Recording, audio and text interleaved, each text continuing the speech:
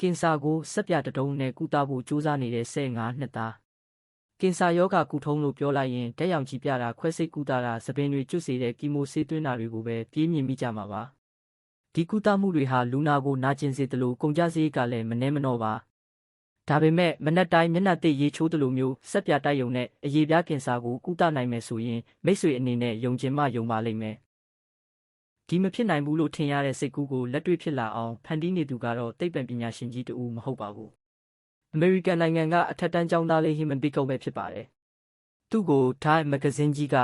2024ခုနှစ်အတွက်တစ်နှစ်တာအကောင်းဆုံးကလေးငယ်ခေတ်ရွယ်2024အဖြစ်ဂုဏ်ပြုဖော်ပြခဲ့ပါတယ်ဟီမန်ကိုအာဖရိကတိုက်အီသီယိုးပီးယားနိုင်ငံမှာမွေးဖွားခဲ့ပြီးငယ်စဉ်မှာပဲမိသားစုနဲ့အတူအမေရိကန်ကိုပြောင်းရွှေ့လာခဲ့သူပါသူ့ရဲ့ငယ်ဘဝအမှတ်တရတွေထဲမှာအီသီယိုးပီးယားကလယ်သမားတွေအလုပ်သမားတွေဟာပူပြင်းတဲ့နေရာအောက်မှာအကာအကွယ်မပါဘဲတနေကုန်အလုပ်လုပ်နေကြတာကိုတွေ့မြင်ခဲ့ရပါတယ်အဲ့ဒီဒေသမှာနေလောင်တန်းကြောင့်အရေပြားကင်ဆာဖြစ်ပွားမှုများပြားပေမဲ့ဆေးကုသစရိတ်ကကြီးလွန်းတော့ဆင်းရဲသားတွေဟာတေမဲ့နေရက်တွေကိုဒီအတိုင်းစောင့်မျှော်နေကြရုံသာတတ်နိုင်ပါတယ်အမေရိကန်ကိုရောက်လာပြီးသိပ္ပံပညာကိုလေ့လာလိုက်စားတဲ့အခါဟီမန်ကကမ္ဘာတခြားတစ်ဖက်မှာဆေးကုသခွင့်ရဖို့ခက်ခဲနေတဲ့လူတွေအတွက်ဈေးသက်သာဆုံးကုထုံးတစ်ခုကိုငါဖန်တီးမယ်လို့ရည်မှန်းချက်ထားခဲ့ပါတယ်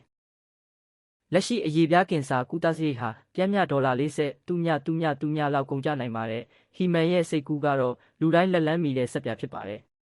သူဟာအားလက်ချိန်တွေမှာအိမ်ကကွန်ပျူတာရှေ့ထိုင်ဓာတုဗေဒစမ်းသပ်မှုတွေလုပ်ပြီး Skin Cancer Treating Soap 6ကိုတီထွင်ခဲ့ပါတယ်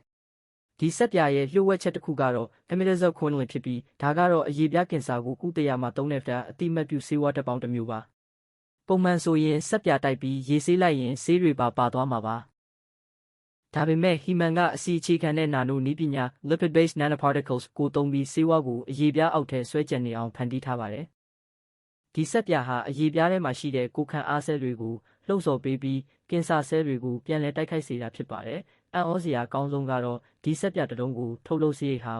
$50ပြား50လောက်ပဲကုန်ကျတာဖြစ်ပါတယ်2023ခုနှစ်အောက်တိုဘာလမှာကျင်းပတဲ့အမေရိကန်နိုင်ငံရဲ့အထင်ကရသိပ္ပံပြိုင်ပွဲတစ်ခုဖြစ်တဲ့3 Young Scientist Challenge မှာဟီမန်ဟာထောင်ပေါင်းများစွာသောပြိုင်ပွဲဝင်တွေကိုကျော်ဖြတ်ပြီးပထမဆုကိုဆွတ်ခူးခဲ့ပါတယ်ဆုကြေးငွေ$25,000ကိုလည်းရရှိခဲ့ပါတယ်